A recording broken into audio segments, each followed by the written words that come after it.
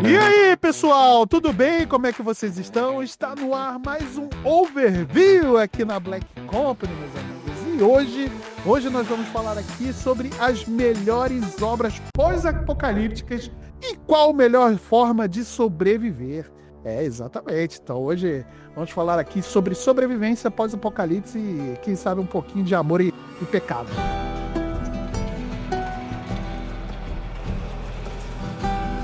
Não poderia estar melhor acompanhado. Estou aqui com o nosso time de elite da Black Company, começando por ele, o nosso querido boss, o Silvio. E aí, boss, como é que você está hoje? Vamos ver o que a gente consegue destrinchar desse tema e quem sabe preparar os nossos ouvintes para um pós-apocalíptico aí que pode surgir a qualquer momento. É verdade. Porque a gente não está muito longe disso, levando em consideração o mundo hoje. Mas, né, vamos torcer para que dê tudo certo no final. Mas se não der, você já sabe, ouça esse programa e você vai estar melhor preparado do que qualquer outra pessoa, né? E finalizando aqui a nossa banca está ele, o mestre Thiago P. E aí, como é que você está hoje? A única coisa que eu quero falar a respeito, né, dessas obras pós-apocalípticas é que, se realmente acontecer de verdade, eu espero que seja uma, assim, com um final bem rápido, porque eu já tô cansado de ter que sobreviver, gente. Pô, tem que ter emprego, não sei o que, Nossa, chefe chato. Putz, capitalismo tardio, ixi, cara. É muita coisa. Mas é isso, galera. Mas antes da gente começar aqui o nosso bate-papo, né, apocalíptico, quase não sai a palavra, mas beleza, né? A gente vai pedir para você, querido ouvinte, ir nas nossas redes sociais, né? Lembrando que nós estamos lá no Instagram, como @BlackCompanyBR_. Esse é o nosso Instagram. Nós temos também o nosso Twitter, que é o famoso X. Nós temos o nosso Blue Sky, nosso Threads também, quase não sai também. Meu Deus, hoje tá demais. A gente tem o nosso Threads também, tem todas as redes sociais, estão aí linkadas na descrição desse episódio. Se você está ouvindo a gente aqui pelo Spotify, siga a gente aqui no Spotify ou no seu agregador de podcast favorito. Clica aí no seguir, clica aí para ativar as notificações também, para você ser avisado quando um episódio novo ou do Overview ou dos outros podcasts aqui da casa estiverem no ar. E também, se puder, deixe um comentário e uma avaliação, que isso ajuda a gente demais, beleza? Além de tudo isso, nós temos o nosso portal, que é o blackcompany.com.br. Acesse o nosso portal para poder ficar inteirado sobre as matérias e tudo que é novidade da cultura pop. Finalmente, nós temos o nosso Catarse. É isso mesmo, é o catarse.me/Black Company. Acesse o nosso Catarse, o link vai estar aqui na descrição. Nós temos aí vários níveis de apoio. Deixa aí o seu apoio também, se você puder, que além dos níveis de apoio, para cada nível de apoio tem um nível de recompensa também. As recompensas estão maravilhosas, então vai lá, ajude a gente se você puder. Se você não puder, também não tem problema. Se você compartilhar os episódios, já ajuda a gente também demais, beleza? Então é isso, minha gente. Vamos deixar de informação e vamos aqui para o episódio de hoje. Vamos lá. Se o mundo acabasse hoje, o que você faria? E melhor, qual obra geek serviria como manual de sobrevivência? Existe uma resposta definitiva ou seria melhor um compilado das melhores práticas e experiências? E é sobre isso hoje que nós vamos falar, né? Obras da cultura pop que falam sobre mundos pós-apocalípticos, né? E aí depois a gente vai fazer um compilado, uma brincadeira aí de qual é a melhor forma de sobreviver, baseado em tudo que a gente consumiu desse tipo de formato de conteúdo, né? Antes da gente começar, eu quero perguntar para vocês, meus queridos aqui da bancada, qual é o cenário pós-apocalíptico que você não gostaria de viver? Eu preferia não viver em nenhum, né? Mas... Boa resposta. Valeu, gente. Até semana que vem. Obrigado. É isso. Sobe os créditos. Cara, é difícil, né? Tem muita coisa que a gente pode trazer, terríveis de sofrimento, mas assim, eu sofro de ansiedade, então acho que Um Lugar Silencioso talvez seria um dos piores, sabe? Porque além de ansiedade, eu sou muito estabanado, então eu com certeza ia derrubar algo, ia bater em alguma coisa, ia dar com o cotovelo na quina de algo, sabe? Topar então... o dedinho né? No assim, sinteco. Provavelmente eu não sobreviveria ao dia 2 de Um Lugar Silencioso, mas se fosse, né, vou perseverar, provavelmente esse seria o que eu ia mais sofrer. Eu acho que enfrentar criaturas assim, a gente acaba aprendendo a lidar. Primeiro você vai ter que identificar o que são, enfim, eu acho que são os primeiros desafios. Mas eu acho que o pior cenário pra mim seria o Mad Max. Eu acho que o calor extremo, a fome, e onde os outros, né, as outras criaturas não são o maior desafio, né? Sim. E sim os humanos, mas todas as características do ambiente, né? Qualquer coisa vai te matar, basicamente. Então eu acho que o cenário do Mad Max realmente seria o mais difícil. E você, Marcelo? Qual seria pra você o pior?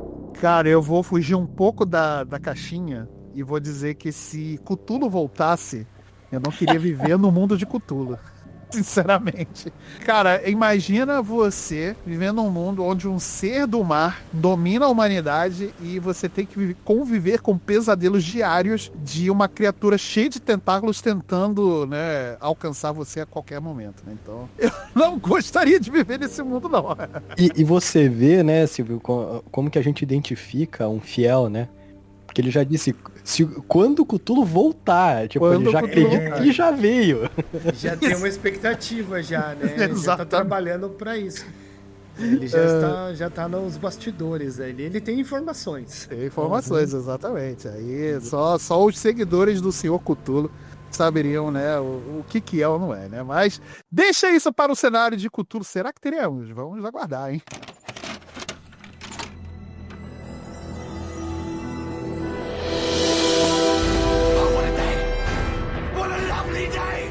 Mas nesse primeiro bloco, a gente vai falar sobre cinema. A gente tem alguns clássicos do cinema que retratam mundos pós-apocalípticos de formas muito diferentes, né? O Silvio acabou já de falar do Mad Max, né? Que é sobre essa escassez da água no mundo. A gente poderia até puxar para o Waterworld, também seria um mundo pós-apocalíptico que nós temos muita água e pouco, né? E pouco ser humano, né? E muito... é muito ruim esse mundo, pelo amor de Deus. Mas, É muito ruim esse filme também, mas não vamos entrar nesse mérito. não queria dizer isso, mas é isso. Mas a gente tem, assim, construções diferentes para cada obra, né? Por exemplo, o Mad Max, né? Como falamos, tem essa questão da escassez da água, né? Então as pessoas descendem à loucura por conta disso.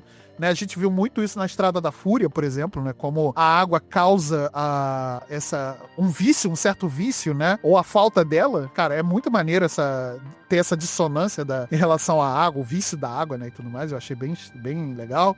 A gente tem o livro do Eli também, né? Que, assim, eu confesso que eu vi uma vez só esse filme. Não é uma obra que eu tenho muita familiaridade, mas temos aí uma construção também diferente do que é um mundo pós-apocalíptico, né? E tudo mais. Filhos da Esperança, Extermínio, A Estrada, né? Nós temos esses gêneros, né? Que são esses filmes que são mais clássicos, né? Aí eu queria saber de vocês, como é que vocês acham que o cinema retrata um mundo pós-apocalíptico, né?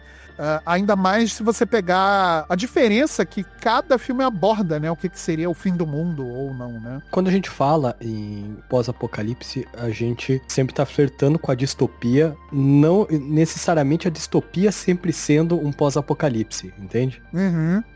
Querendo ou não, porque assim, né, a distopia nada mais é do que o contrário de uma utopia, ou seja, deu tudo errado.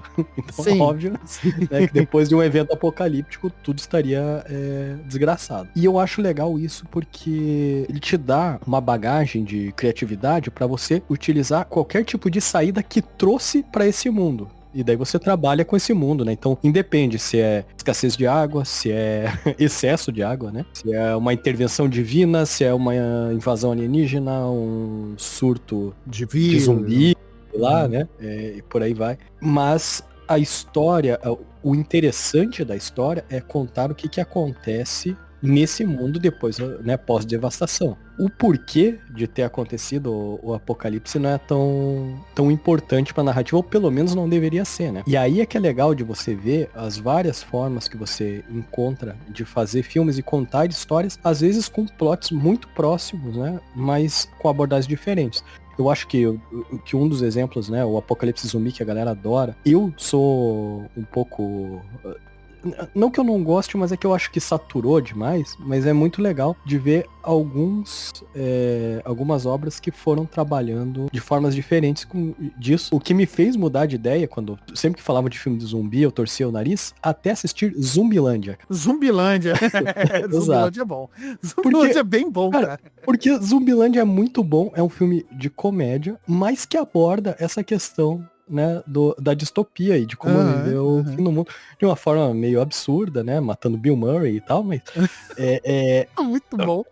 Mas assim, ele me fez trocar a visão, né, de achar que era sempre mais do mesmo, que daria pra você trabalhar de formas diferentes o mesmo estilo, né. Outro paralelo que a gente pode fazer, né, pensando nas tecnologias, hoje em dia, né, a gente falando de IA, View 3 e tal, né, tem uma galera que já tá com o pé atrás aí e dizendo por favor e obrigado pra IA, né. Eu sempre dou bom dia pro ChatGPT, tá? É só avisando. A gente pode pegar duas obras bem diferentes, mas que tratam basicamente, né, da mesma causa do apocalipse, que é Exterminador Futuro, né, e Sim, demais sim, filmes, que pra mim, né, Exterminador Futuro, Exterminador do Futuro 2, eu acho que não tem mais filmes que esses dois, né, se não me engano. Não conheço. Se tiver, eu nunca vi, realmente. E Matrix, né, que Ok, é sim. também que no começo você não faz ideia, você acaba descobrindo depois, né, que se trata de um mundo pós-apocalíptico que as máquinas estão controlando a mente da gente, né? Mas aí eu queria também entrar nessa série de discussão de como o cinema aborda, né? Porque a gente também tem, né, Silvio, exemplos mais modernos, né? O Thiago trouxe aqui sobre Matrix, né? O próprio Exterminador do Futuro e tal. Mas a gente tem exemplos mais modernos e sucessos modernos, como, por exemplo, O Lugar Silencioso, o próprio Bird Box também, né? É um livro, eu não sei se o livro é tão bom quanto o filme. Tem essa discussão, né, em torno disso. E Eu Sou a Lenda também, que eu acho que cai nesse mesmo quesito de Blood Box, né? Tem uma coisa que é muito incomum entre eles, é que alguma coisa causou esse pós-apocalipse, né? Esse apocalipse e o que esse mundo tá vivendo, como é que a gente vive nesse mundo pós-apocalíptico, né? Alguma coisa causou. Eu não me lembro de nenhuma obra de pós-apocalipse que seja culpa do próprio ser humano, que não tenha uma causa externa fora o ser humano, sabe?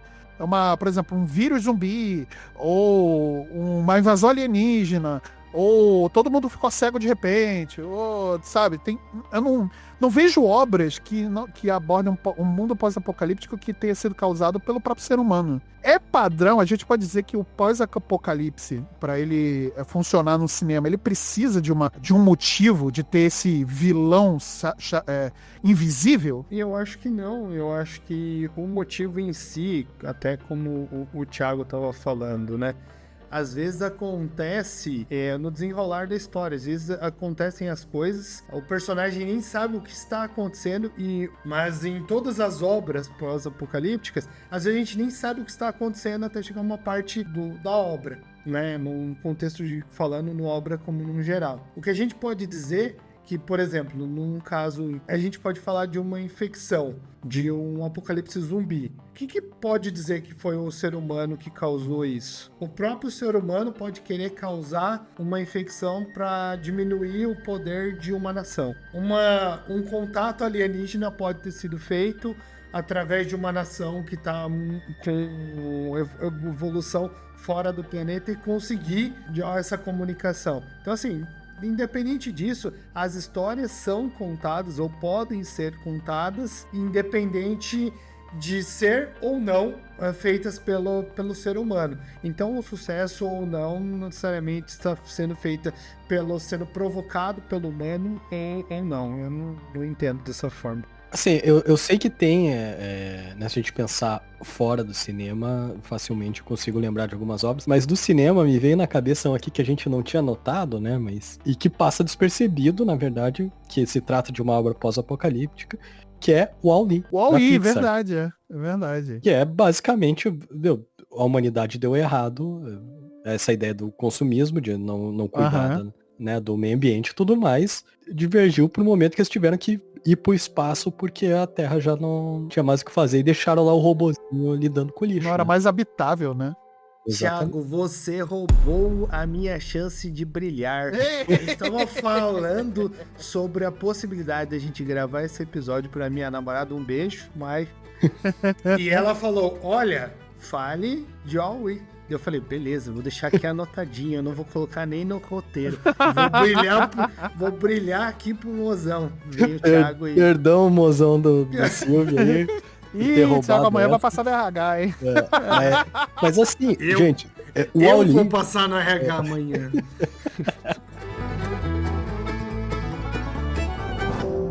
O Wall-E é minha obra favorita da Pixar. E quase ninguém concorda comigo, mas Cara, mas é muito boa sim, cara. É uma pena que a forma própria que eles Disney não abordam isso é tem, incrível, cara. não tem nenhuma área temática do Wall-E nos parques, cara. É uma sacanagem isso, cara. Não, e é a forma que ele aborda, que é o que a gente tava falando, né? A forma que é abordado o pós-apocalipse que é interessante. Você pega em o Wall-E, por exemplo, que sei lá, acho que o filme passa uma meia hora sem uma linha de diálogo, ou se tiver, Sim, tem. sim.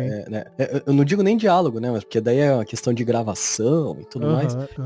E você compreende tudo e você fica ali inteirado naquela questão e querendo entender o que tá acontecendo. É muito maneiro, é muito maneiro. Assim, pra não dizer que não tem um diálogo, né? Acho que o único diálogo que tem, entre aspas, é o filme que passa como é? O Vento, não, o Vento Levou, não, Mágico de Oz, né? Que ele olha lá e vê o filme e tal, né? No começo, assim, tá em preto e branco ainda, cara. Mas assim, ó, ótima dica aí da namorada do Silvio que sabe do que tá falando. Exatamente. Ela sempre sabe do que está falando, Thiago. Vamos continuar. Não é que ela sempre sabe. Isso. Vamos lá. Ela sempre está certa e se por acaso estiver errada, foi tentando acertar. Exatamente. Isso aí. Assim como a minha esposa, assim como a sua esposa também, senhor Thiago. Exatamente. Nós somos muito sortudos nesse ponto. Somos, eu sou. Eu não tenho do que reclamar. Isso aí. Mas é muito interessante a gente pensar nisso, né? Porque quando eu tava montando o roteiro, fazendo essa estruturação aqui, eu tava pensando nisso, cara. Como é que no cinema, basicamente, né? Porque na série acho que é mais fácil a gente ter essa diferenciação, mas como no cinema eles precisam, né? Talvez pelo formato da mídia, né? Como eles precisam que a gente tenha um vilão causador, né? De todo o mal que tá acontecendo naquele mundo e tudo mais. E dentro desse mundo, a gente tem outros arquétipos de vilão também, né? Aí a gente tem vilões que dominam através da força, através do medo, enfim, né? A gente tem sempre essa de como esse evento pós-apocalíptico ele causa, o que ele causa nas pessoas, e é legal ver esses arquétipos, né? Esse tipo de quebra do ser humano, o que acontece se por um ser humano em situação normal não faria o tipo de coisa que, por exemplo, uma pessoa dentro de uma obra dessa, por exemplo, o Mad Max e tal, cairia nessa loucura por conta da falta de água, enfim, né? Então é interessante ver, né, essa quebra, né, do ser humano, né? E entra muito no que a gente tinha comentado, né, da graça da ambientação do pós-apocalipse, do que acontece conosco enquanto sociedade, né? Então é bem isso, você vê a transformação, no momento da necessidade, você vê a transformação das pessoas, né? Quem realmente tem digamos assim, uma bússola moral forte, quem que tenta estabelecer um certo poder em cima disso. E, cara, a gente não precisa nem ir muito longe, né? Só pensar aí, né? Passou faz pouco tempo por uma pandemia, né? Sim, verdade. De algumas coisas, né, que acabaram sendo evidenciados, né, nesse período, naquela época das enchentes que teve lá em Porto Alegre, tinha uma galera estocando água e daí depois querendo vender R$50 o litro, né? Então, é verdade, é verdade. É a exploração do medo, né? É a exploração da escassez, né? Exato, e a gente vê isso, né, dando esse exemplo da água que veio na cabeça, mas daí a gente remete ao Mad Max lá, a gente lembra do Imperador, lá agora me fugiu o nome, gente, perdão, né? Mas que ele joga água pra galera e fala assim, não, agora chega pra vocês aí que senão vocês vão ficar viciados em água.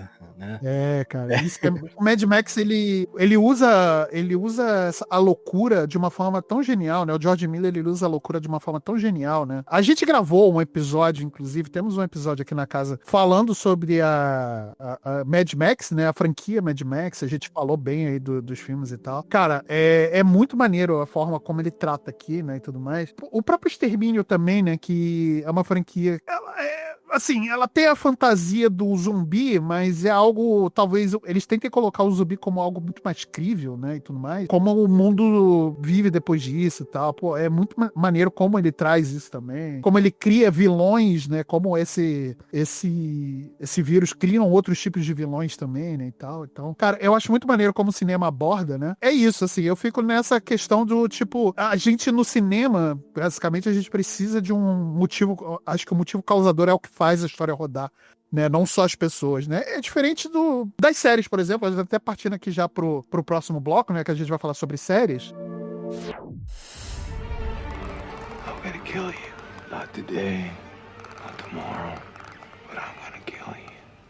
As séries, elas tendem a não focar tanto no motivo causador, mas no mundo à sua volta, né? A gente tem dois grandes exemplos disso, que é The Walking Dead e a adaptação do The Last of Us, né? Nós temos ali causadores do mundo pós-apocalíptico, né? Que é um vírus... no Walking Dead é um vírus que causa os mortos-vivos e no The Last of Us o fungo. E a gente tem essa cortina aqui, mas... As duas séries, obviamente que o The Last of Us vindo do jogo, as duas séries elas abordam muito mais a questão das pessoas e do mundo em seu torno do que necessariamente o vírus e focar só nisso, do combate a hordas de zumbi, né, e tudo mais e tal. Eles focam muito mais no que o mundo se tornou ao redor disso, e eu acho isso muito mais interessante, numa forma de contar histórias. Tá? E eu queria ouvir de vocês também o que vocês acham que se essa diferenciação entre séries e filmes é pelo formato, né, sendo que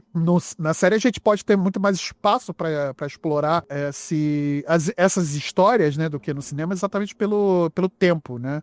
Se isso faz diferença ou não, e se isso para vocês não é o que dá essa grande diferença, né? Cara, eu acho que é exatamente isso. Tá? É o formato que permite a troca da narrativa, né? No cinema, a gente tem 2 horas ali para ter começo, meio e fim, explicar, né, origem, para onde que a gente vai e o que né, qual que é a conclusão que tem que ser apresentada no final. Eu acho que a saída, de repente, arranjar um fator determinante pro apocalipse acaba sendo o combustível para contar a história, né? Já na série você tem tempo de contar o dia a dia, de ver como é que tá funcionando, né? Como que as pessoas estão lidando com aquela situação e tudo mais, sendo que no filme você tem que tornar isso de uma forma meio resumida. No caso do The Walking Dead, né, que, sei lá, teve spin-off, 500 temporadas e etc, na verdade ele vem das HQs, né? Sim. E a HQ, ela é a mesma coisa, ela permite que você use essa narrativa de dia a dia e das pequenas coisas e não do todo, porque você tem ali os volumes, né, mensal, sei lá, e daí cada mês você vê a historinha de mais uma pessoa lá contando o que tá acontecendo naquele mundo. The Walking Dead, por exemplo, eu acho que jamais daria pra transportar pra ser um filme. Eu acho que seria jogado no lixo. A gente tem exemplos no cinema, né, de obras que foram adaptadas de outras mídias e viraram filme e ficaram horríveis, né? Resident Evil é um exemplo aí, porque é exatamente isso, você não tem o tempo necessário para evoluir exatamente qual que é a questão que quer ser apresentada, né, ao contar essa história.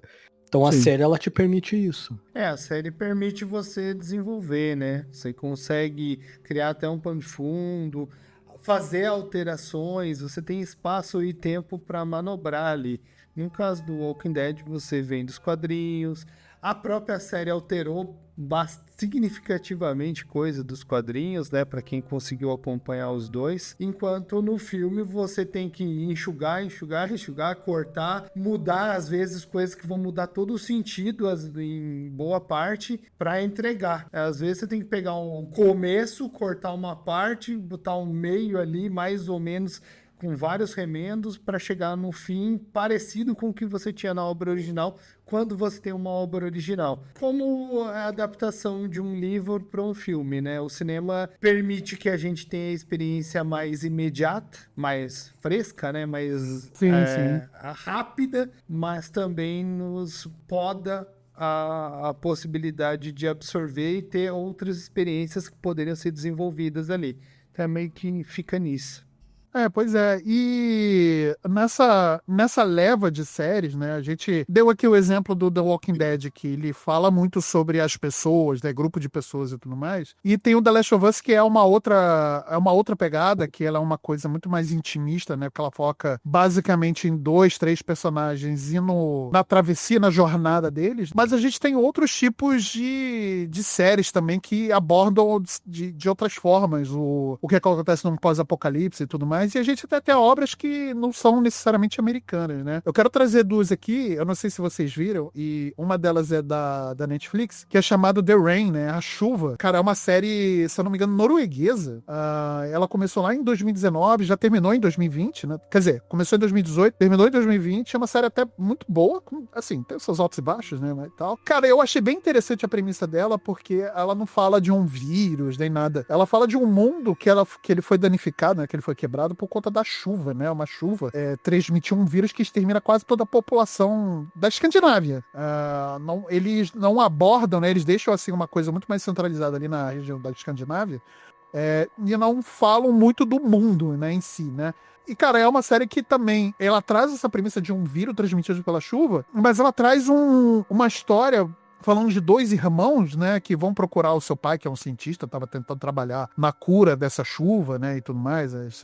Cara, eles falam mais sobre a jornada desses 2 irmãos em busca de um outro lugar seguro, né, porque eles passam os 6 primeiros anos, né, de quando começa a acontecer essa chuva, né, eles passam esses 6 primeiros anos num bunker, e depois disso eles saem junto um grupo de sobreviventes, né, para tentar achar o pai deles em um outro lugar seguro, né, e nisso eles atravessam a Dinamarca, a Suécia, né, toda aquela região ali da Escandinávia e tal. É bem legal, assim, tem uma cinematografia muito interessante essa série, uma fotografia, na real, muito interessante, né, da região da Escandinávia e tal. Cara, é muito legal. E ele traz ele usa como pano de fundo essa coisa do vírus transmitido pela chuva, mas ele conta uma história muito mais intimista, né? E aí me lembra muito a proposta, não obviamente o resultado, mas a proposta de The Last of Us, né? Que a gente tem esse vírus, tem esse fungo, vírus não, o fungo que causou o mundo colapsar, né? Fez o mundo colapsar e tal. E nós temos uma história muito mais focada nas pessoas, né, em si, né? Ao invés de focar no monstro. Não sei se vocês viram The Rain, assim, não sei o quanto vocês estão familiarizados. Eu não cheguei a pegar, embora eu tenha assistido muita coisa lá dessa parte da Netflix ali, de Dinamarca, Noruega e tal.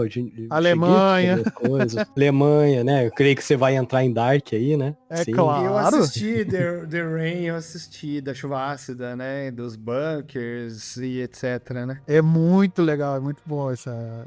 É interessante, mas é mais interessante pela jornada. Depois, com a evolução da série, ela dá umas viajadas e começa a se perder um pouco. Sim. Mas é bom.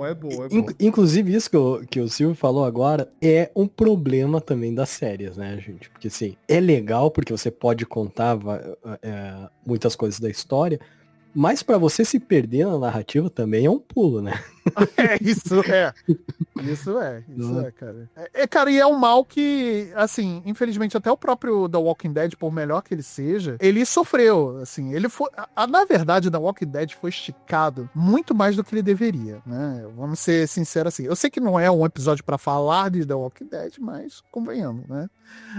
É que o Walking Dead não terminou ainda, né? The Walking Dead, ele terminou a série principal. E agora tá os spin-offs. Tem 4 spin-offs rolando, e daí cada um tá rodando em paralelo, em tempos diferentes, e ao final disso, eles ainda pretendem se encontrar para um grande final ainda. Mas não é um episódio sobre o The Walking Dead, embora eu seja um fã, mas ela se esticou demais num nível que, mais do que deveria, num nível extremo. Exato. Eu tenho um amigo que é fãzaço de The Walking Dead, assistiu Um tudo. amigo. Eu mesmo, eu assisti pouquíssimo The Walking Dead. Lembra da parte dos zumbis que eu comentei com vocês? Então, né? Então, eu realmente não me atraiu. Mas tem um amigo meu que ele adora The Walking Dead. Ele assistiu tudo, tem assistido tudo, né, na verdade. Aham. Mas ele vive falando pra gente, cara, eu devia ter parado, meu, mas agora eu já tô... Tá eu tô investido, tempo né? demais nisso. Eu tô tempo demais nisso. Falei, pô, isso é esquema de pirâmide. Pior que é, cara. Você assiste a principal e aí tem outras 50 spin-offs e não sei o que, Você caraca. tem que saber a hora de parar, cara. Você tem que falar É. pra você mesmo. Chega. Exatamente. Parece Marvel o negócio. Exatamente. Cara, é verdade, porque, tipo, é spin-off do Daryl, é spin-off do não sei mais quem. Fear of the Walking Dead. Caraca, gente, vamos, né? Deixa os caras respirar também. Deixa o Norman Reedus fazer outra coisa sem ser The Walking Dead. Eu queria comentar 3 aqui, rapidinho, tá? A primeira que é uma brasileira, né? 3%, que é da Netflix. Pô, essa série é legal, tá? Essa série é bem legal. E eu sinceramente, assim, eu não gostei muito, Ah, tá mas... chato, né? eu Só gosta de sou. coisa americana enlatada. Não, pior que não, cara, porque, por exemplo, né, não tem nada a ver com o pós-apocalipse, mas aquela série... Nossa, agora me fugiu o nome, só porque eu queria falar bem dela, né? Daí parece que eu tô mentindo. Mas aquela série da Netflix com a Alessandra Negrini. Aí eu sei que é do folclore e tal, eu tô ligado. Isso. Cidade É Invisível. muito boa, é Cidade muito boa. Invisível é maravilhosa, cara. Essa série é legal demais, cara. Não, eu só ia fazer um comentário muito rápido, porque você falou do Cidade Invisível, e na primeira temporada nós temos o Jimmy do Matanza, né? Sim. Eu vou contar uma curiosidade. Eu já joguei futebol com esse cara. É mesmo? Tomou porrada dele? Óbvio, porque o cara é um arranca-toco desgraçado. Cara, o Jimmy do Matanza, ele jogava no Rock Go, né, cara? Então, mano. Vixe, Rock Go. Famoso time o gigante irlandês, cara. Esse mesmo. Então, cara, assim, é porque teve muitos anos atrás, quando eu estava em menos forma de kibe do que eu estou hoje, que eu participava de um circuito amador de peladas aqui no Rio de Janeiro, né? E aí, cara, teve uma vez que a gente foi jogar com esse com o Jimmy e tinha o baterista do Matanza também na época, né? Cara, não deu, cara. Eu fui massacrado pelo Jimmy, cara. O cara é muito grande, mano. O cara é enorme. Não é enorme só de tipo tamanho, o cara é enorme pro lado. Ele é grande, ele é um armário. Não é gordo, sabe? Ele é grande. Ele é sólido. Ele é sólido. Isso. Ele é ele é maciço. É um monólito. Exatamente. Então, tá aí a curiosidade, eu joguei futebol com o time do Matanza. Boa. Só tomei pedrada, mas beleza. Mas enfim, né, eu comentei 3% porque assim, na época que saiu o 3%, ele fez muito sucesso lá fora, aqui nem tanto, mas é um negócio que você assiste e você pensa assim, pô, olha a qualidade das coisas que dá pra fazer aqui no Brasil, porque era bem isso, né, tipo, até pouco tempo atrás, coisa que era feita no Brasil era coisa de hippie ou de artista... Eu vender miçanga na praia, exato. E você vê, tipo, o negócio tem muita qualidade. Eu não gostei tanto da narrativa, mas... a qualidade tá ali, né? E tanto que foi muito elogiado lá fora. Foi uma das primeiras produções da Netflix, né? Desculpa até te interromper, né? Mas o 3% foi uma das primeiras produções da Netflix que veio junto com aquela leva de... A Netflix quer fazer coisas regionais, né? Nacionais e tal. Então a Netflix investiu muita grana pra fazer o 3%, né? Cara, assim, o resultado, visualmente falando, é muito impressionante, de fato. E daí, né, outras duas aí, ainda na Netflix, o Sweet Tooth, que pra mim pegou demais, cara. E assim, Sweet Tooth eu acho que só fez o sucesso que fez, embora eu tenha gostado bastante, por conta de uma...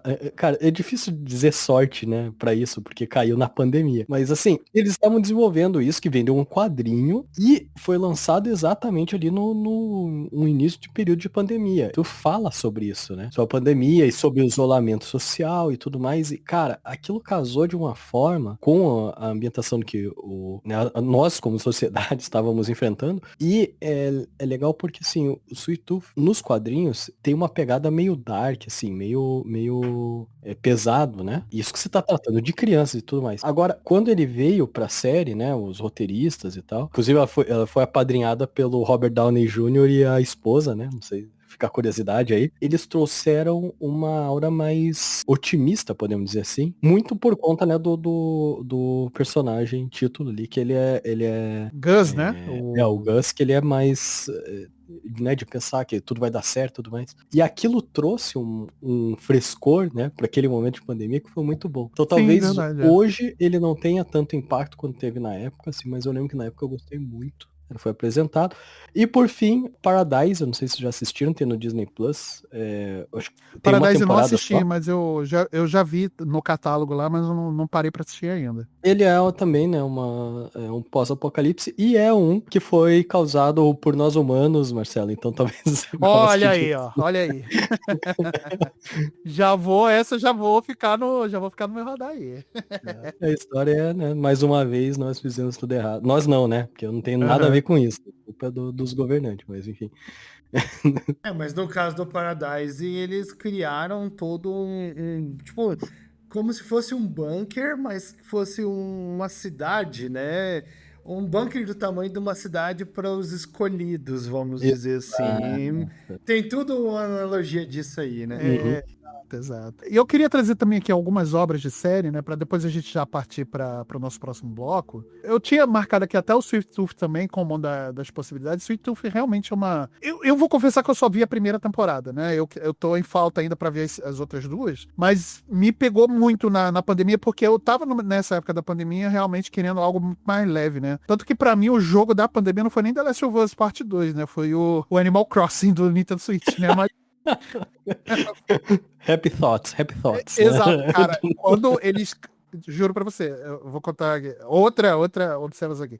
No seu aniversário, no jogo, os villagers do Animal Crossing, eles cantam parabéns pra você. O meu aniversário é 30 de abril, né? Já vou deixar, tá? Já até, né? Uma informação, hein? Pra Mas quem quiser mandar presente. exato. E aí a gente já tava naquela isolamento, né? Porque a gente começou o isolamento lá por fevereiro, né? Coisa assim. Não, foi em março, né? Que a gente começou. Março. Foi 17 de março, porque eu faço aniversário dia 18, eu lembro muito. Olha aí, ó. Caraca, que sorte, hein? E aí, a gente já tava isolado, total isolado, né? Eu já tava sem ver meus amigos e tal. Eu tava com a minha esposa e meus cachorros em casa e tal. Ainda bem que eu estava com a minha esposa, porque se eu tivesse sozinho, eu tinha enlouquecido mais ainda. E aí, quando eu abri o jogo no meu aniversário, e eles começaram a cantar parabéns, cara, eu chorei. Mas assim, eu desabei. Nossa, cara. Sério, eu desabei. Assim, só a pandemia pra explicar esse fato. Porque talvez hoje eu não. Se fosse pra jogar pela primeira vez hoje, talvez não tivesse acontecido isso. Mas, cara, eu desabei de chorar, cara. Desabei de chorar. Mas foi interessante, né? Mas, assim, o Sweet Tooth realmente foi algo muito. Foi algo muito refrescante nesse tipo de conteúdo, né? Porque a gente tem muita. A maioria, né, das obras, né, em séries, elas falam da desgraça mesmo, né? Só desgraça, morte, é tiro, é vilão, é não sei o que, cara. Como, por exemplo, a minissérie Station Eleven, lá da HBO Max, né? Que também foi mais ou menos na época ali da pandemia, a gente já tava no fim da pandemia, né, e tal, praticamente. Que ela fala sobre pandemia também, né? Fala sobre um colapso na civilização causada por uma pandemia de gripe. Olha aí que interessante. E fala sobre um culto que se tornou, né, que foi criado, né, em torno desse acontecimento, né, e tudo mais, e fala exatamente desse culto e desse homem que liderava esse culto, né? Então, realmente, Station Eleven é interessante, né? Talvez hoje, a pandemia já acabou, né? Então, a gente já tá um pouco mais tranquilo em relação a isso, estamos um pouco menos loucos, né, por conta da pandemia. Talvez, né? Não sei, nunca vou garantir nada. Talvez hoje seja interessante rever uma minissérie, cara, assim, você vê, são 10 episódios, é bem tranquilo de ver, né, e tal. Pô, eu achei interessante também. Ela aborda um negócio que a gente esqueceu de falar também ali na parte do cinema, quando a gente tava comentando das variadas formas de poder mesmo, né, no pós-apocalipse, que é outra, né, que é religião, né. A gente vê no livro de Eli, o conto da Aya, né, no Station Eleven também. Sim. No próprio o The Last of Us, sem dar muito spoiler aí, né, pra quem não jogou e tá esperando ansiosamente a terceira temporada. Sim. Mas a gente já viu a questão dos Serafitas, né, na segunda temporada. Sim, a gente viu que ele é mais ou menos uma espécie de culto, de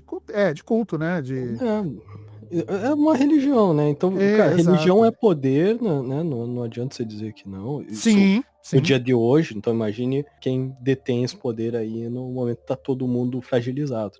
Exato. Pós-apocalipse. Então. E aí, pra gente poder finalizar aqui o bloco de séries, né, e tudo mais, eu queria trazer aqui sobre Dark, né?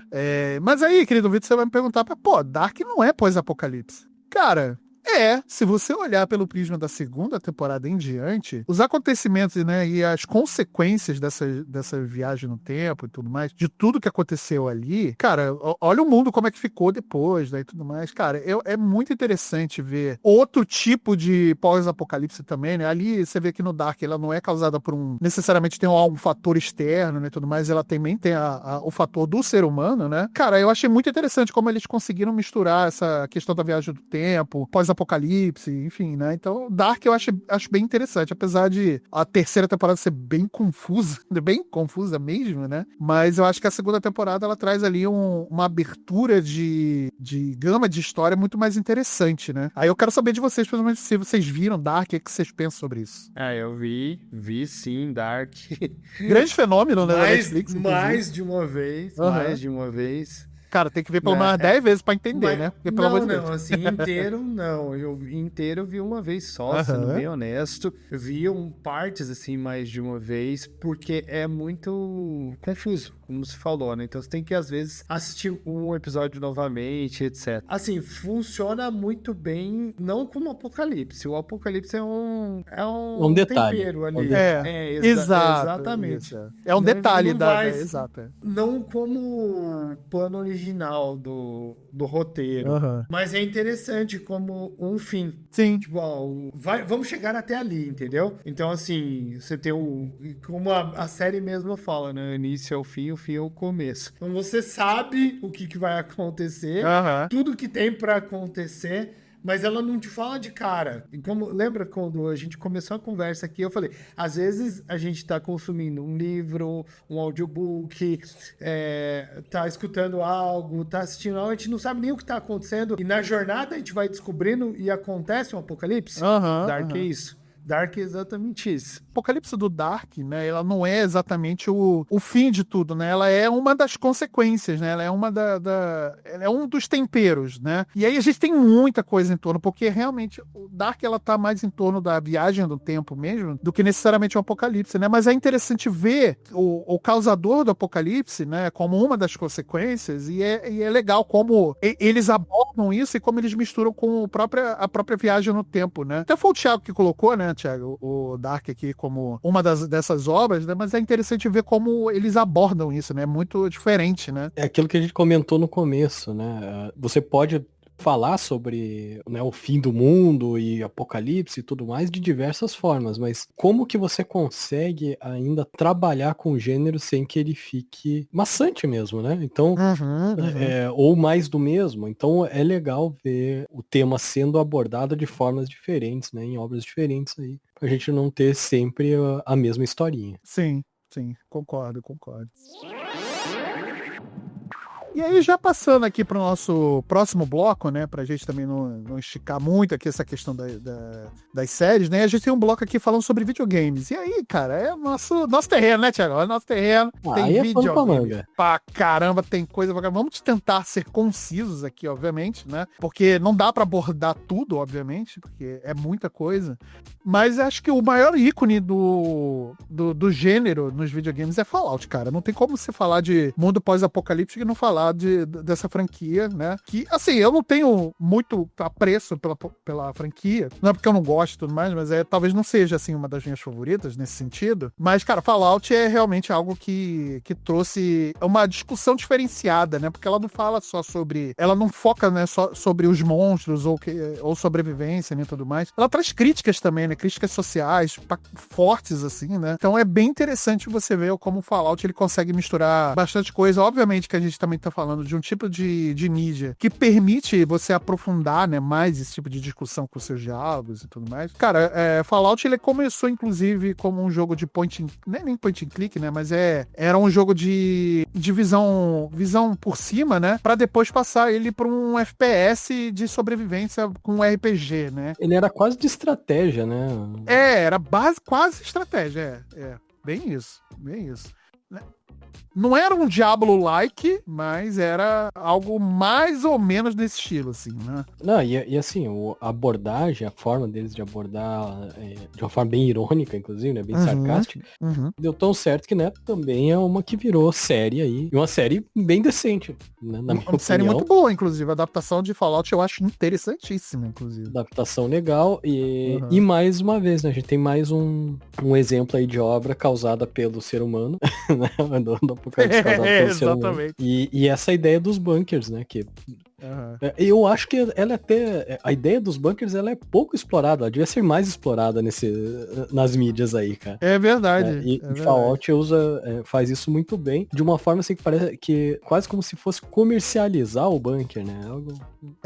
Exato. Ele tem uma empresa, né? Que controla isso, né? Toda essa questão dos bunkers e tudo mais. E eles vendem essas vagas, né? De certa forma, assim, né? Então, é porque a história, a partir do 3, se não me engano, do Fallout 3, ela mudou como a jogabilidade, assim, mudou tudo, né? Ficou uma história muito mais sarcástica, de fato, né? Porque o primeiro e o segundo não tem tanto essa questão do sarcasmo, né? Muito mais outra forma de contar a história.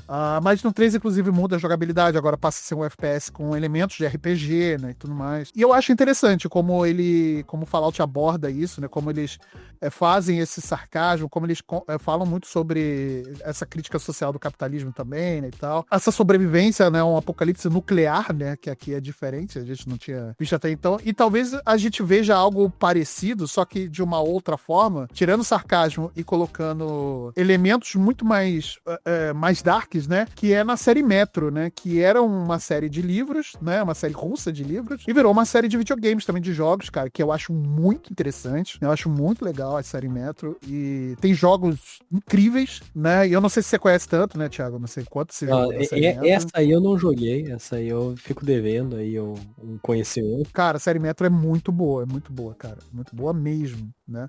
E é uma série russa, cara. Ele fala sobre... se passa todo na Rússia e tal. É muito legal. Porque muda essa estética de você ver só... Estados Unidos, América, yeah. E não, esse aqui se passa na Rússia, cara. Com personagens russos, com toda a cultura russa também e tal. A forma dos russos, eles se...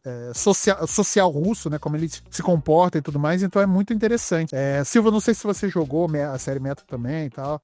Mas, cara, é muito legal. Também é um FPS, né? Ele já não tem mais esses elementos de RPG, é um jogo mais de aventura, ação, né, e tal, mas, cara, é muito interessante como ele conta a história. Não, de pós-apocalíptico mesmo, eu usei toda a minha carga energética pra jogar The Last of Us. Então, bem utilizado, parabéns. E Days Gone. Days Gone também eu acho super interessante, vamos falar, a gente vai abordar ela daqui a pouco, mas vamos tirar esse lindo elefante da sala, né, e falar sobre a série de jogos, né, The Last of Us, né, e aí eu vou abrir o espaço pro Silvio, porque eu sei que é a série de jogos favorita sua, né, Silvio? Sim, o The Last of Us foi um momento bem complicado da minha vida, assim, tava um mês de transição, e da mesma forma, na pandemia pra você, como você ressaltou, né? Tava passando por um momento lá, o meu foi o The Last of Us. Como eu acredito que muitas pessoas acabaram adquirindo um PlayStation 3 pra jogar The Last of Us 3, foi o meu caso. E eu eu me identifiquei muito com o jogo. Eu tenho uma forte ligação, principalmente com filmes, com séries, assim, que tem família, né? Tem esse lado que toca muito na família, e a ligação do Joe, que primeiro tratava Ellie como carga, né, e depois se apegou, e toda a trajetória do jogo em si, então foi bem marcante pra mim, e a história é belíssima, o cenário é belíssimo, e a gente gravou um episódio aqui, um ou dois até, aqui na Black, a gente tem sobre The Last of Us, um deles a gente detalha muito sobre o filme, sobre sobre o jogo e outro a gente fala sobre a série. Mas sobre o jogo a gente contou até as inspirações, os livros, os jogos, os filmes, né? Até aqui no nosso roteiro a gente falou um pouquinho, né? Os Filhos da Esperança, A Estrada, foram filmes que deram base pro jogo da Last of Us. Então, assim, toda a construção dele foi muito bem pensada. E vocês que me conhecem até um pouquinho sabem o quanto eu gosto de pensar muito, né? De planejar, de estruturar tudo. Então, pra mim, foi um casamento perfeito, assim. Toda a construção da história do The Last of Us. E como o cenário pós-apocalíptico, ele une também as ameaças do fungo, né? Que é baseado numa coisa real, eventualmente poderia vir a acontecer num desastre, né? Mas também todo o ser humano, né? Que é a verdadeira ameaça no mundo, como a gente já viu em outros filmes, séries, livros, enfim. Então, pra mim, é a obra que mais fica próximo de um apocalipse, assim, que eu entendo que seria real, seria o The Last of Us. Sim. Assim, eu tenho que dizer que eu também a minha série de jogos favorita da vida, muito por tudo que o Silvio já disse também, mas porque, além de ter uma jogabilidade muito legal, né, inclusive depois aí da segunda temporada, eu joguei de volta o The Last of Us 2, já sabendo toda a história e tudo, todas as reviravoltas, e eu ainda me diverti demais, então, ó, jogabilidade realmente nota 10, tá, não foi só impressão da época. Isso não muda. A questão da narrativa que me quebrou, assim, eu lembro de quando eu joguei o primeiro The Last of Us, que acabou daquele jeito brusco que a gente sabe, né, que acaba também a primeira temporada do The Last of Us, acaba do mesmo jeito, com a Ellie dizendo aquele ok. Nossa! E cara, eu fiquei parado, foi a primeira vez que eu vi todos os créditos de um jogo, porque eu fiquei pra ver parado. se tinha alguma coisa a mais, né? Não, esperando que tivesse alguma coisa a mais e compilando tudo que eu tinha passado ali, né, naquele jogo, tipo, né, e ruminando e tudo mais. E quando acabou os créditos, eu vi que não tinha mais nada, eu corri pro celular e comecei a pesquisar. Qual que é o final? Tem cena pós-crédito, não sei o quê. Não, e eu vi um monte de gente com a mesma dúvida. E todo mundo assim, não, cara, é isso mesmo. Não pode, agora não, pelo amor de Deus. E o quanto você passa por emoções diversas. Sim, cara, em cada momento. Você sai de um momento que o teu coração tá acelerado, que você passou pelo esgoto, enfim, daí do nada tem girafas, né? Cara, muito nossa. bom. É maravilhoso, assim. E tem alguns gráficos pra época também, né? Pô, o jogo no Tem PS3, gente, é algo impressionante, tá? Obviamente, a gente tá falando de um jogo de fim de ciclo do PS3, então, obviamente, as empresas já conheciam um pouco mais da estrutura, né, e tal, da arquitetura do videogame. Mas, cara, ainda assim é um jogo de PS3 impressionante até hoje, tá? Mesmo depois de 15 remaster, né? 15 remaster, remakes e não sei o que. Cara, mas ainda é um jogo super jogável. O jogo original no PS3 mesmo. Sim. Ainda é um jogo super jogável, cara. Assim, os remasters, remakes, acho que não mudaram tanto, assim, a questão de jogabilidade, que eles são bem lapidados, cara. E essa questão que o Silvio falou, né, da montanha russa de emoções, eu acho que no The Last of Us 2 ele foi elevado a 10ª potência, né, porque você passa por 500 situações. Ah, não, vai se ferrar, cara, pelo amor de Deus. Mudanças de ponto de vista e tudo mais, e cara, sério, é uma obra-prima, gente, é uma obra-prima. Eu acho isso que o Silvio falou, né, que é o que representa como seria realmente um pós-apocalipse, é legal porque é bem isso, ele tá focado em uma pessoa que tem sua importância, mas ao mesmo tempo é uma Zé Ninguém, é uma Zé Ninguém. E vendo como essa questão de poder de outras pessoas tentando sobreviver de uma certa forma, fazendo coisas que ele, né, por exemplo, o Joel, ele fazia pra tentar sobreviver e daí ele acaba se vendo em situações onde ele sofre a mesma coisa que ele fez com outras pessoas. Sim. Obviamente a gente não vai falar spoiler aqui, tá, galera? Porque, exato. Né? Mas é legal também a gente falar de, né, o nosso foco, né, de obras pós-apocalípticas, e a gente fala muito do porquê, do que aconteceu, seja o vírus, seja, né, o fungo, seja o alienígena, seja uma catástrofe, seja, enfim. Mas como que foram criadas essas obras, né? O negócio. E o The Last of Us, pra mim, ele se sobressai porque eles pensaram em como seria o mundo sem as pessoas. Sem ninguém. Tipo, quando no jogo, e depois a gente vê um pouco mais na série, pra quem teve acesso à série, que ela é muito mais acessível do que o jogo. Porque muitas pessoas não têm tempo de ficar horas e horas e horas na frente de uma TV jogando ou num computador jogando. Mas assim, como os animais sobrevivem em algumas obras, a vegetação, como a vegetação toma conta, como que são as cidades, como que elas ficam, né?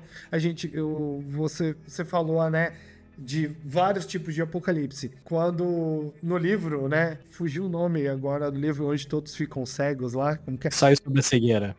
Então, também é uma espécie de apocalipse, imagina. Sim, totalmente. É assim, né? E daí isso aflora o pior do ser humano. E quando a gente fala nessas obras, onde a ameaça do apocalipse pode ser tudo, de novo, o ser humano continua sendo a pior ameaça para a própria espécie. Sim, sim. Exatamente. Eu ia dar o exemplo, né, de outra obra que eu também adoro, que é pós-apocalíptica e também tem a ver aí com essa questão, né, do pior do ser humano ao ser humano. Sim. É o Horizon, né, a saga Horizon, que tem o Zero Dawn e o Forbidden West. Forbidden West, a narrativa, ela dá uma viajada, tá? Dá. Até porque ela foca muito mais na questão da Aloy, né, na origem dela e tal. Então não fala muito sobre a sociedade, sobre o mundo, né? O Zero Dawn, não, ele dá realmente esse foco no mundo, né? O porquê que o mundo tá do jeito que tá e tal. É bem legal. O Zero Dawn, ele é incrível nesse ponto. Isso que o Silvio falou, né? Tipo, da natureza tomando conta de volta. É muito bonito, interessante de ver, né? Em Horizon Zero Dawn. Além de ser um jogaço. Nossa, fala não, cara. Esse jogo é incrível, cara. O único problema desse jogo é o timing de lançamento dele. Ah, tá. Esse é o único problema dele. O timing de lançamento é péssimo, péssimo, péssimo. Ele errou as 2 vezes, né, cara? Cara, é sério, é o mesmo, é o raio cair no mesmo lugar. Esse é o exemplo do raio cair no mesmo lugar 2 vezes. Caraca, como o timing de lançamento dele. Cara, o segundo jogo, ele teve a façanha de lançar uma semana antes de Elden Ring, simplesmente, cara. Então, assim... E o primeiro foi do Breath of the Wild, né? Breath of the Wild, cara, assim... Que, inclusive, é uma obra pós-apocalíptica também, né? Cara, olha, tá. Ok, eu vejo como pode ser, porque é uma Hyrule destruída depois da calamidade, é isso. É uma Hyrule tentando se reconstruir pós-calamidade. É, verdade. Olha aí, bem, caraca, eu... que sou o nintendista da casa, não me toquei desse... Eu trouxe Nier Automata aqui na pauta, mas esqueci de Breath of the Wild, cara. Olha aí. Toma essa. Toma essa, cara. Olha aí. Na cara da sociedade, tá certo. Né? Mas Breath of the Wild, sim, cara, ele muda muito, né? Assim, sem me estender muito, né? Senão, deixar aqui, a gente fica 3 horas falando de Breath of the Wild, né? Aí tem outro. Mas ele realmente traz essa nova versão da Hyrule, né? Que ela tá devastada mesmo, né? Pela calamidade, né? Pelo Ganondorf, a calamidade. E é interessante ver essa nova versão da Hyrule, né? Que a gente via a Hyrule sempre muito colorida, né? Nos outros jogos, sempre muito cheia de vida, né? E tal. E aqui a gente vê ela basicamente vazia, devastada e só com os mocobs, né, andando por ali e tal, cara. É bem interessante essa nova visão. E, assim, óbvio que se tornou um dos meus jogos favoritos, né, do Nintendo. E, cara, é muito bom mesmo. Rapidamente, a versão do Switch 2, cara, roda que nem um filé. 60 FPS. Meu Deus do céu. Switch 2. É o console do ano. Mas pra gente não ficar muito na questão do Nintendo, né? Eu quero encerrar aqui o bloco dos videogames falando sobre Days Gone, cara, que eu acho que é uma série... Uma série não, é um jogo, né? Que ele sofreu... Eu acho que ele sofreu muito pela venda errada que a desenvolvedora fez do jogo. É um jogo muito interessante, mas eu acho que ele vendeu o jogo de uma forma muito errada. Talvez isso tenha impactado no que os fãs acharam que ia ser o jogo, no que as pessoas que compraram, né, realmente estavam na expectativa em relação ao jogo e tal. Mas assim, pra mim, de certa forma, eu tive que rejogar ele algumas vezes pra tentar entender ele, assim como Death Stranding, né? Não entender, mas tipo, beleza, eu preciso remover da minha cabeça a concepção que foi construída antes pra poder construir uma nova ideia em torno desse jogo. E realmente, cara, pelo que ele é realmente é um jogão, cara. É um jogo bem interessante. O Silvio também gosta muito, né, de Days Gone, né, Silvio? Eu gosto porque ele foge da proposta do The Last of Us. Enquanto The Last of Us é uma história, é uma jornada, né? Que depois você descobre que não é sobre apocalipse, não é sobre zumbis. É um jogo pós-apocalíptico e nós não estamos falando sobre apocalipse, né? O The Last of Us. E o Days Gone não, sobre sobre andar de moto e fazer entregas e delivery, e nós não estamos falando de um outro jogo, não estamos falando de Death Stranding. É o iFood? iFood Simulator? Peraí. Não, mas sim, é legal como a história é contada, a parte de como foram feitas as evacuações, toda a história também, as etapas, as descobertas, as reviravoltas, a emoção também, né, dos encontros e os spoilers para quem não jogou, e lógico, a emoção do coração batendo a 200 por hora das hordas. Sim, nossa senhora, meu Deus do céu. Isso é muito legal, na moral. Você visitar os ninhos de zumbi, cara, é muito, muito, muito legal, cara. É muito bom. Esse jogo aí eu fico devendo, eu não joguei ainda. Ele é possivelmente o jogo favorito da minha esposa. Olha aí, que legal. Eu acho que ela já fechou umas 3 vezes. Caraca! E fazendo tudo, assim. E fazendo tudo. Ela Caraca, adorou irado. esse jogo. Mas todas as vezes que eu pensei em jogar, apareceu outra coisa na frente, né? Uhum. E daí depois eu acabava esquecendo, sabe? De pegar. Mas talvez eu tenha que dar uma chance, né?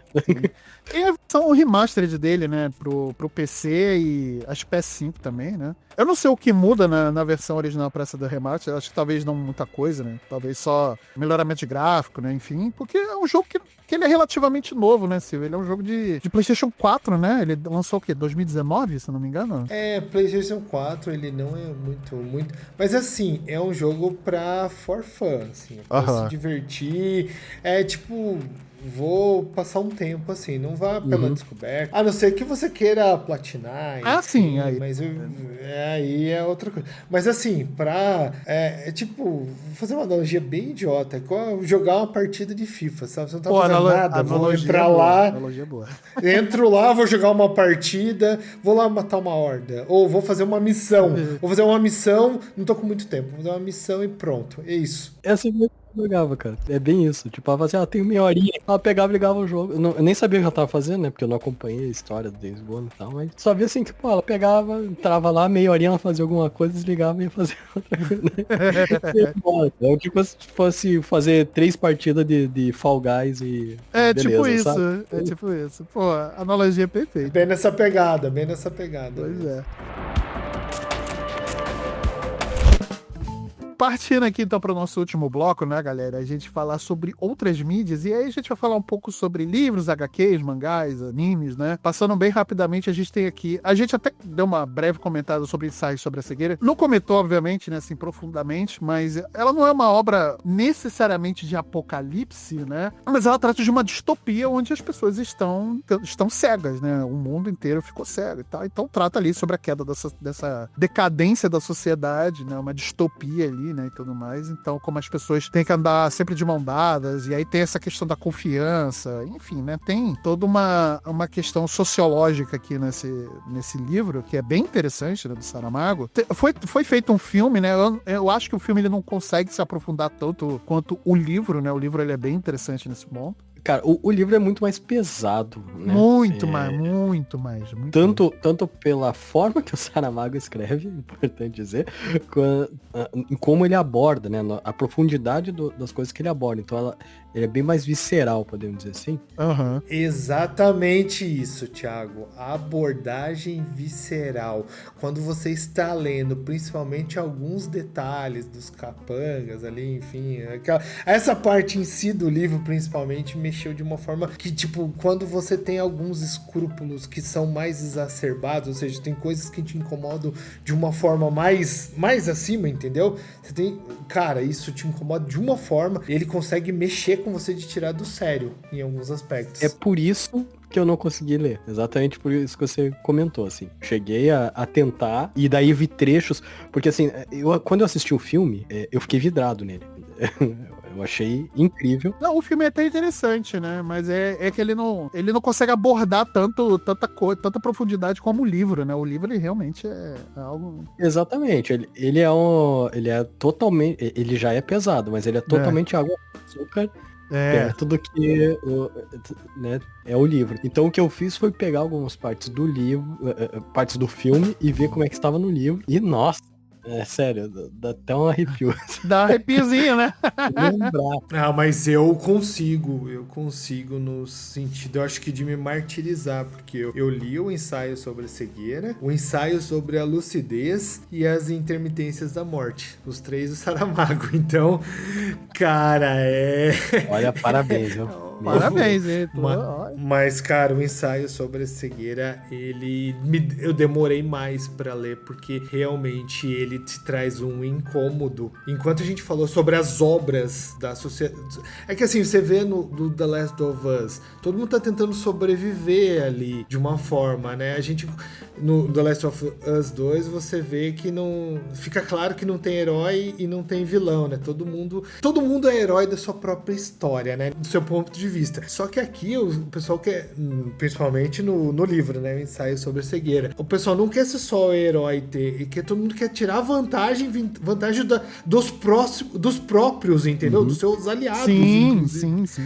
Então é tenso. Não, e eu acho que é isso que pesa mais, né, no ensaio sobre a cegueira, porque assim, como a gente falou, né, não é necessariamente um apocalipse, né, por conta é um vírus lá e tal. Eu não tenho certeza, talvez o Sil pode falar melhor, né, mas se no livro tem uma amplitude, né, do tamanho desse vírus, se é algo global, né, e etc. No filme não fica muito claro, fica meio que restrito ali o pessoal que a gente tá acompanhando. Ele mantém no núcleo mesmo, ele não fala amplitude, assim, se é uma coisa... Ele fala, tem algumas fagulhas aqui de dizer, mas ele não aprofunda não, cara. É o mesmo núcleo central do que tá acontecendo ali mesmo, aqueles personagens mesmo. Eu acho que por isso, né, fica difícil da gente dizer que é um apocalipse, quando a gente pensa em apocalipse é algo, né, geral, né? Mas assim, o que é apresentado, e isso que o Silvio falou, né? Tipo, essa decadência da sociedade e a forma como parece que tá todo mundo tentando tirar vantagem, quando o mais certo seria se unir e tentar, né, sobreviver juntos. O que pega mais esse filme é exatamente esse medo, que é independente do motivo, do cenário onde vai ser gerado esse apocalipse, o pós-apocalíptico, tá muito mais perto de ser o que o Saramago tá dizendo, Sim. do que, sei lá, do que a Jackson em The Last of Us. Sim. O que um fungo, né, acabar com a humanidade e tal. Não, mas eu digo assim, numa questão de sociedade mesmo, sabe? Ah, sim, tipo, não, entendi. O ensaio sobre a cegueira, ele fala muito mais de como a sociedade provavelmente vai ficar, que é um querendo sobrepujar o outro, do que Jackson, que é uma comunidade linda onde todos vivem tranquilos, até que uma horda de zumbis entra, né? Entendi. Mas é legal esse debate que você trouxe agora, Thiago. A gente pode pensar, porque pensa no Fallout, jogo e série, né? Vamos fazer uma coisa. Comunidade tentando sobreviver. Embora hajam várias comunidades, todas elas estão tentando sobreviver em conjunto. The Last of Us, mesma coisa. O conjunto The Walking Dead, mesma coisa. Tudo. Enquanto no caso do livro, é uma tentando destruir a outra. Basicamente, quero sempre sobrepujar quero vencer, e no final das contas a gente sabe o que vai acontecer. Sim, de ter um dominante ali, enquanto os outros servem e tal, né? Tem sempre... Mas nesse ponto sim, né? E no próprio The Last of Us, que a gente pode pensar, né, que a gente tá falando da parte de Jackson, que digamos que é a parte bonita, mas a gente tem ali o conflito entre a WLF e Serafitas, né? Antes disso, a WLF com esqueci agora o nome, né, mas a resistência, né? Isso, assim, exatamente. Então... Até no primeiro jogo também, aquela sociedade lá onde a Ellie e o Joe param, né? Quando o Joe cai doente, né? Tem aqui aí tem aquela luta final com a... Eu vou falar um spoiler agora, tá? O editor, você bota um blip aí pra ninguém, pra quem não jogou não saber, mas quando tem... Eu esqueci o nome do personagem, mas eles... Depois... Bizarro, né? Que, tipo, enfia a faca... Pode voltar, tá, editor? Pode voltar agora aí. Então sempre tem... por mais, né, que haja núcleos que tentam sobreviver juntos, a tendência, né, infelizmente pessimista da sociedade é que esses núcleos acabem entrando em conflito ao invés de trabalhar juntos, né, num pau maior. Principalmente, né, se você pensar em escassez de recursos, de segurança e por aí vai. E nisso também, se você parar pra pensar nesse sentido de como o mundo se comporta, aí a gente tem outras obras também, né, como clássicos de ficção científica também, por exemplo. Eu Sou a Lenda, na real, é um ser humano, né, em busca de outras pessoas e tudo mais, é o único sobrevivente realmente de um apocalipse global, né, e tudo mais, e como ele se vê naquele mundo, né, e tudo mais. Acho que o livro, ele... Ainda, né? Ainda, né? Agora com Eu Sou a Lenda 2 e o final alternativo, vai exato. mudar isso aí. Né? Vai mudar isso aí, né? Mas assim, o livro, na real, acho que ele aprofunda muito mais essa questão mental do personagem principal, né? Do Will Smith, né? Do que... Do Will Smith e todos os filmes que ele faz e ele que controla a narrativa. Exato.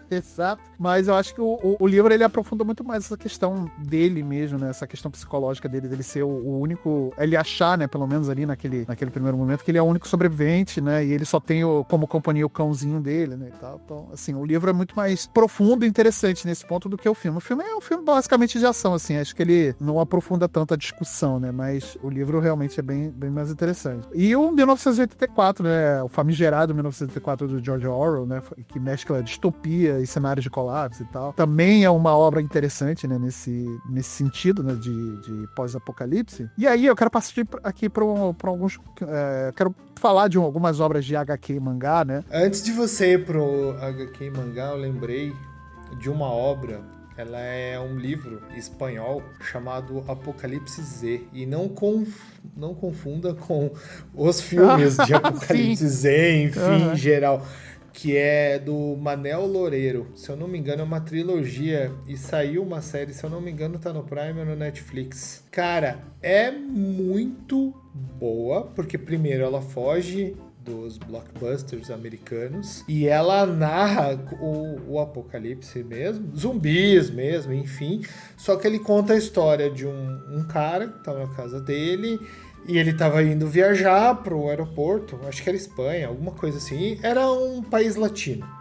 E do nada começa a estourar e ele tem que arrumar formas de sobreviver. E daí começa a desenvolver tudo isso. Então, assim, de novo, entra naquele... Estoura, ele não sabe o que tá acontecendo e ele tem que começar... E, cara, o drama desenvolve. Cara, é uma dica ótima. Pra quem quiser fugir dos blockbusters, Apocalipse Z. Eu tenho o livro, eu lembrei dele. Eu lembrei que eu tinha o livro quando eu vi o filme. Pra você ter uma ideia, eu já tinha lido o livro, eu falei, eu já vi isso em algum lugar. E na verdade, sim. De novo, voltando, como a gente tá terminando o episódio, né, e a gente termina o ciclo, né, de novo, a minha namorada Mike, graças a ela a gente assistiu o filme, eu falei, o livro. Então, de novo, ela estava certa. Exatamente. Vamos lá para as HQs aí agora. Só confirmando, tá, né, pro pessoal que tá ouvindo aí, é um filme, tá na Prime Video, né? Olha aí. Tem 2 horinhas, 1h58, tranquilo. O filminho é bom, assim, pra assistir. Exato. Pega mozão. Você faz uma pipoca, faz um shake de whey ou seu guaraná aí, sei lá, qualquer coisa e, cara... Ô, Thiago, a sua esposa que maratona, né, Days Gone, provavelmente vai gostar de 2 horinhas de um filme de Apocalipse Zumbi. É verdade. E uma dica extra aí, pra quem gosta de board games, joga em Zombicide, tá? Que também é Apocalipse Zumbi aí. Aí tá a diquinha de board games, cara. Fala comigo de board games, só comigo. Chama na DM do Marcelo que ele tem dicas de board games. E eu tenho alguns aqui bem interessantes que tratam de mundos pós-apocalípticos, tá? É bem, bem legal. Tem uns aqui bem legais. De terror também, é bem maneiro. Mas aí falando de HQs, cara, a gente falou de Sweet Tooth, mas me lembra também um paralelo distante. Wolverine, o Velho Logan, cara, que ele traz um mundo pós-apocalíptico ali, né? Em que os Estados Unidos foram conquistados e divididos entre super-vilões, cara. Olha aí. Sendo que uma das áreas pertence ao Abominável, a outra pertence ao Magneto, Doutor Destino e o Caveira Vermelha, cara. E, putz, cara, como esse como essa HQ é interessante porque ela leva o Logan, né, a fazer uma viagem por todo esses Estados Unidos. É tipo uma road trip, né? Pra poder resgatar a filha do Gavião Arqueiro. Gavião Vermelho, ó. Gavião Arqueiro. Não sei nem quem é Gavião Vermelho, né? Mas enfim, não sei onde eu tirei isso. Tô louco, né? Mas já criou um próximo episódio do podcast, né? Já tá unindo mundos. Já. Depois do pós-apocalíptico, ele tá criando metaversos. Já exatamente. Cara, e é muito legal como essa HQ, ela além de uma road trip, ela faz algumas... ela brinca com algumas possibilidades de como os heróis da Marvel se comportariam num mundo que tá devastado, né? Realmente um mundo que tá devastado e tal. Então a gente tem certos absurdos ali, cara, que eu não vou spoiler, porque, cara, tá chegando Prime Day aí da Amazon, eu quero que você compre essa HQ lá na Amazon, né? A Amazon patrocina nós aí, né? Por favor. Cara, é uma HQ interessante porque ela realmente brinca com essas possibilidades de como os heróis vão ficar no futuro e tudo mais. Tem essa road trip que serviu de base pro filme Logan, né? Que a gente se emocionou tanto ali no cinema, né? E tudo mais. E depois o Deadpool fez questão de sambar em cima do cadáver dele. Mas, cara, é muito interessante, cara, essa saga de HQs. E acho que pra mim é uma das minhas favoritas, junto com Dark Knight, né? Cavaleiro das Trevas. É uma das minhas HQs favoritas da vida inteira. Eu ia trazer Dark Knight, mas Dark Knight, na real, é uma Gotham mais decaída por conta do crime do que realmente um pós-apocalipse, né? Mas eu preferi não incluir pra não forçar a amizade, mas... E aí eu trouxe o velho Logan porque realmente é um mundo devastado, né? Um pós-apocalipse de heróis, inclusive, né? Na verdade, de vilões ali, né? Cara, é muito maneiro. Ele traz personagens ali, traz os Moloides, traz os... Pô, tem a Mulher Hulk, cara, o Rei do Crime numa outra pegada, o Venom, o Raio Negro, cara, é muito legal como ele aborda ali os X-Men, os mutantes, outros heróis e super vilões, cara, é muito legal. Então... E tem disponível? Pra comprar? Tem, Tá na Amazon lá? Tem na Amazon, você compra ela já num volume único, né, que ela, na época que saiu, ela saiu em alguns volumes. E você consegue comprar hoje em volume único, né? O Wolverine, o velho Logan, né? Que aí, cara, é muito maneira a arte dessa HQ, né? Ela... Deixa eu ver quem foi que desenhou aqui. Desenhos. Tá aqui, ó. Desenhos foram feitos por Steve McNiven, André Sorrento e André Sorrento, cara. Sorrentino, na verdade. Desculpa, eu errei o nome. E ela foi escrita por Brian Michael Bendis. Então, cara, putz grila. Brian Michael Bendis é um cara clássico também dos quadrinhos da Marvel e tal. Pô, eu adoro o velho Logan, cara. É muito fácil de achar ela na Amazon hoje, ou outras lojas aí de HQ e tal. Ela não é algo difícil de achar, não. Mas, pô, sebo deve ter pra caramba. Se tiver sebo aí na tua cidade, apoia o sebo da tua cidade, cara. Vai comprar quadrinho no sebo, é maneiro também, né? E ela não é algo difícil de achar, tá? E é muito boa a leitura, muito boa. E como mangás aqui também, aí já, eu não sei se é a área muito do Thiago, né, que ele não gosta de anime e de mangá, ele realmente não gosta, tá, gente? Ele não gosta da Vitória, por exemplo, que comanda maestralmente lá o EBQ Entre Valores e Quadros. Ele não gosta, não se falam. Eu tô trazendo tretas aqui de bastidores da Black mesmo, eles não se falam porque o Thiago despreza mangás e animes, né? Ele não gosta de otaku, muito menos os fedidos. Brincadeira, tá, gente? É brincadeira. Aí, tá? Agora mesmo. Tava isso aqui só de ser cancelado. Agora vai.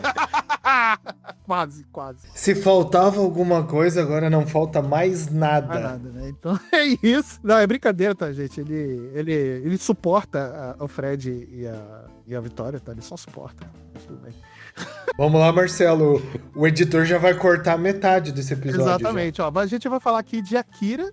Eu ia falar de Attack on Titan também, mas aí eu prefiro que você, querido ouvinte, traga suas opiniões sobre Attack on Titan, porque realmente é 3 horas falando sobre Attack on Titan. Akira, cara, traz uma história que se passa em Neo Tóquio, né? Pra quem viu o filme, é um filme clássico, né? E mangá também aí das obras japonesas e tudo mais. Então, assim, é um filme que também... Ele é bem acessível de você achar, né? Mangá também. Inclusive, eu comprei os volumes... aproveitei a Bienal do Livro para comprar os volumes do mangá de Akira, que foram publicados aqui no Brasil. Pô, a minha estante tá muito mais bonita agora nesse momento. E Akira fala sobre essa Tóquio, né? Que foi destruída né?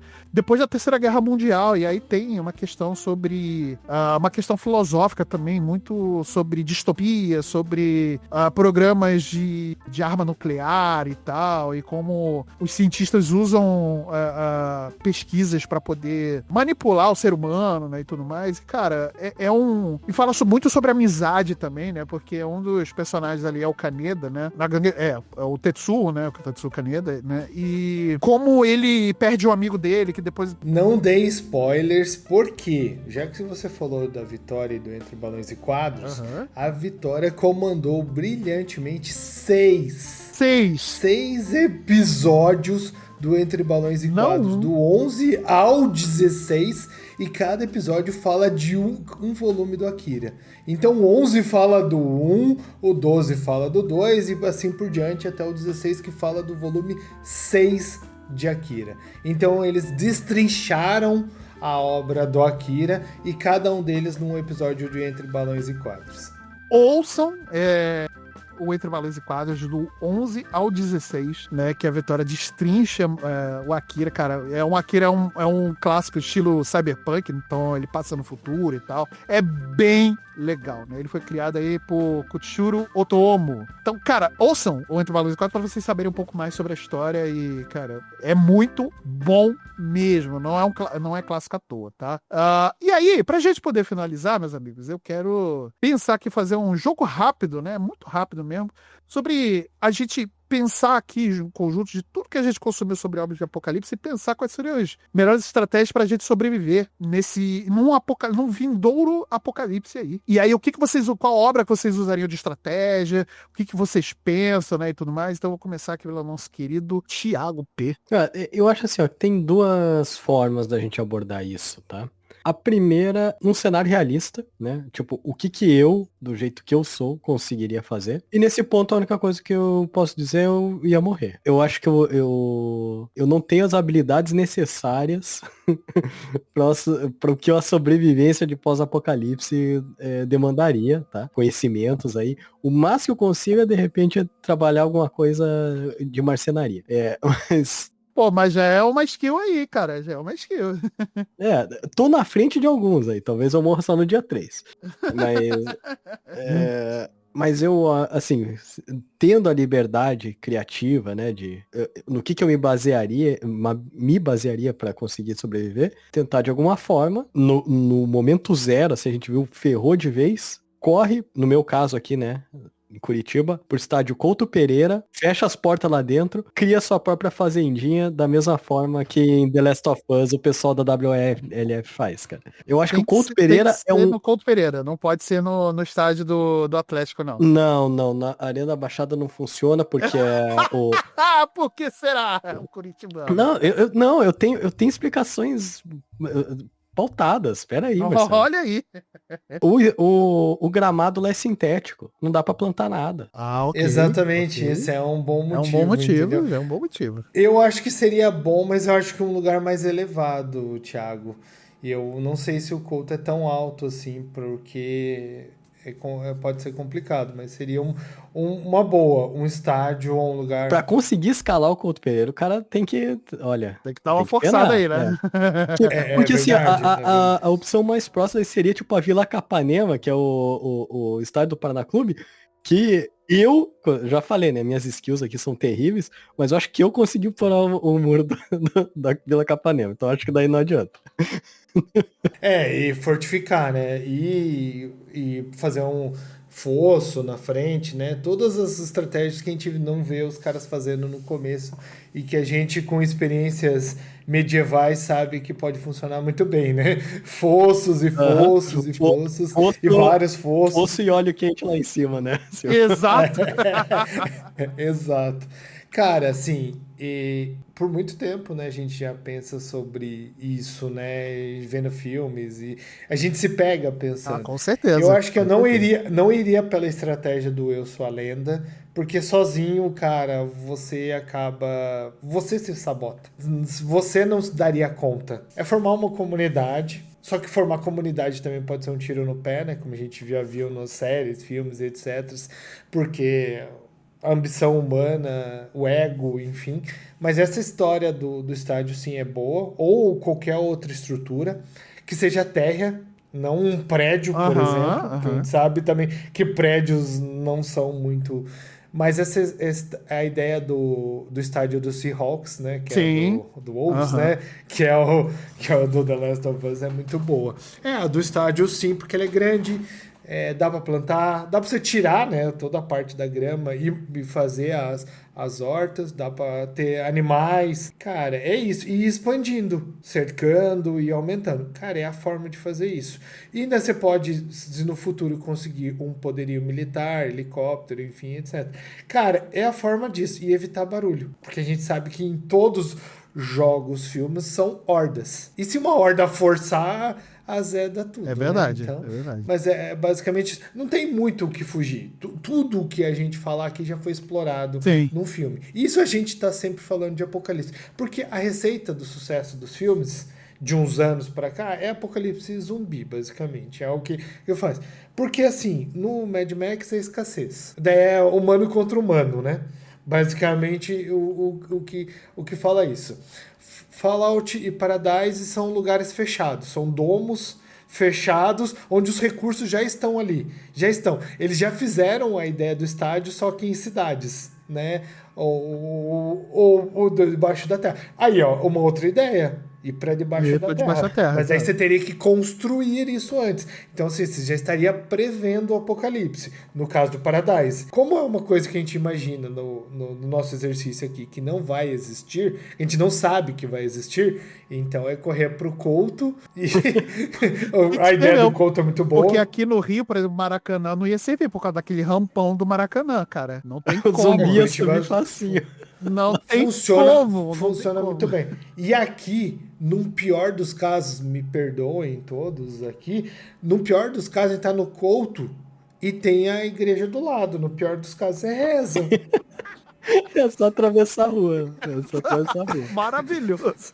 Ou São Januário, estádio do Vasco, tem uma igreja dentro do estádio. Então aí, ó. Aí já é melhor ainda. A Nossa Senhora das Vitórias. Não funciona muito pro Vasco. Não funciona mesmo.